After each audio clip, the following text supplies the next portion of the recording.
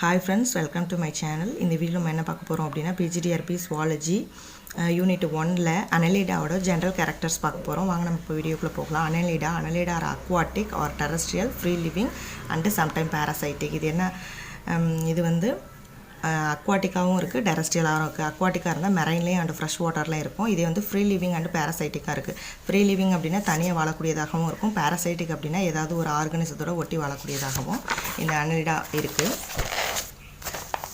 Then the body surface is distinctly marked out into segments or metamers and hence the phylum's name Annelida.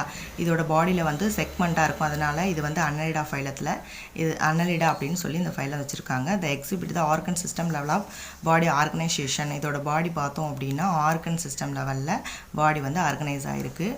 They are coelomate. Coelomate அப்படின்னா இதோட பாடியில் true பாடி cavity ப்ரெசன்ஸாக இருக்கும். This allows true organ to be packaged in the body structure.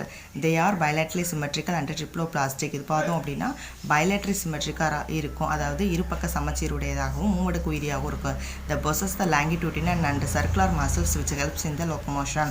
இதோட பாடியில் பார்த்தோம்னா longitudinal and circular muscles ப்ரெசன்ஸாக இருக்குது. இது வந்து இதோட லொக்கோமோஷனுக்கு யூஸ்ஃபுல்லாக இருக்குது. ஒரு இடத்துலேருந்து இன்னொரு இடத்துக்கு மூவ் பண்ணுறதுக்கு இதோட பாடியில் இருக்கக்கூடிய அந்த மசில்ஸ் வந்து ரொம்பவே ஹெல்ப்ஃபுல்லாக இருக்குது.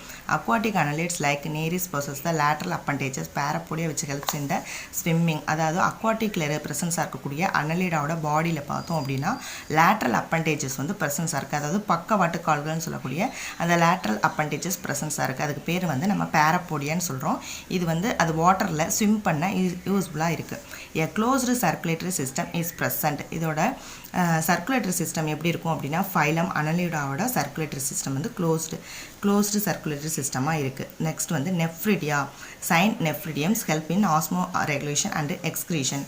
இதோட ஃபைலம் அனலிடாவோட எக்ஸ்க்ரேட்டரி ஆர்கன் என்ன அப்படின்னா நம்ம வந்து நெஃப்ரிடியா அப்படின்னு சொல்கிறோம்.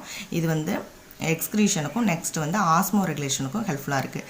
And neural system consist of paired ganglia connected by the lateral nerve to be double ventral nerve card.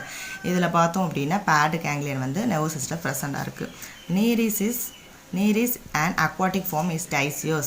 Sex are separate, but earthworms and leech are monoecious, having both male and female reproductive organs in the same individuals. அதாவது அக்வாட்டிக்கில் ப்ரெசன்ஸாக இருக்கக்கூடிய அனலிடாவுக்கு examples வந்து நம்ம நீரிஸ் சொல்கிறோம். So நீரிஸில் பார்த்தோம்னா sex organs எப்படி இருக்கும்னா செப்பரேட்டடாக இருக்கும், அதனால் அதை வந்து நம்ம டைஜியோஸ் அப்படின்னு சொல்கிறோம்.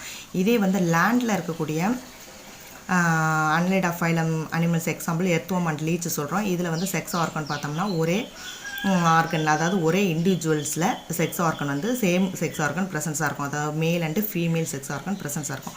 அதனால் இதை வந்து நம்ம மோனோசியஸ் அப்படின்னு சொல்கிறோம். நெக்ஸ்ட் இதோட எக்ஸாம்பிள்ஸ் ஸ்ட்ரக்சர் கொடுத்துருக்காங்க. இதுதான் நீரிஸு.